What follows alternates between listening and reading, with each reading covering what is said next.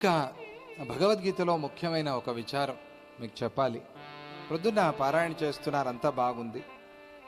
కొన్ని చోట్ల ఇప్పుడు తేషాం ఆదిత్యవద్ జ్ఞానం, ఇటువంటి చోట ఆదిత్యవజ్ జా పూర్తిగా వినిపిస్తోంది. అట్లా వినిపించకూడదు. మీరు చూస్తున్న వాళ్ళు, లైవ్లో చూసేవాళ్ళు కూడా అందరికీ చెప్పండి. అక్కడ అలాగే ప్రింట్ అయింది, ఎందుకంటే అది తెలియాలి అని.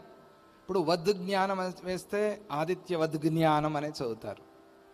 ఆదిత్యవత్ అనేది పద విభాగం, ఆదిత్యవత్ అని వేస్తే ఆదిత్యవత్ జ్ఞానం అనేది చదువుతారు. అలా కూడా రాకూడదు. అందుకనే అది ఆ జాలో కలిసిపోవాలి అని తెలియటం కోసమే అక్కడ ఒక జకారం వేశారు.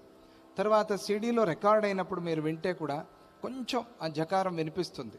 అంతేగాని అది తేషాం ఆదిత్యవజ్ జ్ఞానం అని అనకూడదు. అది పాఠం చెప్పేవాళ్ళు కూడా గుర్తుపెట్టుకోండి. తేషాం ఆదిత్య జ్ఞానం, ఆ జకారం వచ్చి వెళ్ళిపోతుంది, అంతే. అది అక్కడ ఉండదు, వచ్చి వెళ్ళిపోతుంది. యజ్ఞ అన్నట్టు అంతే, అది గుర్తుపెట్టుకోండి. యజ్ఞం అంటాం, యజ్ఞము అనం కదా, యజ్ఞము అంటాం కదా. ఆ యజ్ఞం అనేది కూడా యజధాతువు నుంచే వచ్చింది. అది యజధాతు, యజధాతు కాస్త యజ్ఞ అయింది కదా. అలాగే ఇది కూడా అంతే, తేషాం ఆదిత్య విజ్ఞానం అని అంటే సరిపోతుంది. అది తెలియని అని, పిల్లలకి తెలియని అనేందుకోసమే అట్లా పెట్టారంతే. పెద్దలు పాఠం చెప్పేటప్పుడు అట్లా చెప్పకూడదు, అది దోషం అవుతుంది. అందువల్ల దాన్ని కొంచెం మార్చుకోండి. అలాగే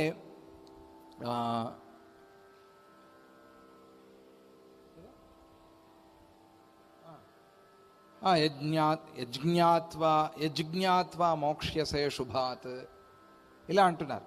యజ్ఞాత్వా అనాల్సిన పని లేదు, యజ్ఞాత్వా అంటే చాలు. యజ్ఞాత్వా మోక్ష్యసే శుభాత్ అని అంటే చాలు. ఇలా ఇటువంటివి జకారం వచ్చినప్పుడు, కలిసినప్పుడు దాన్ని ఆ జా వినిపించకుండా పలకండి, జా వినిపించకుండా పలకండి, అది బాగుంటుంది.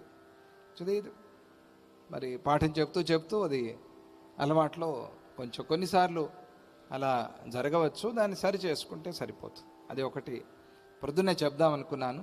ఇప్పుడు మీరు ఎవరెవరు చూస్తున్నారో మీరు పాఠం చెప్పే వాళ్ళకి అందరికీ కూడా చెప్పండి, దానిలో ఏం తప్పులేదు.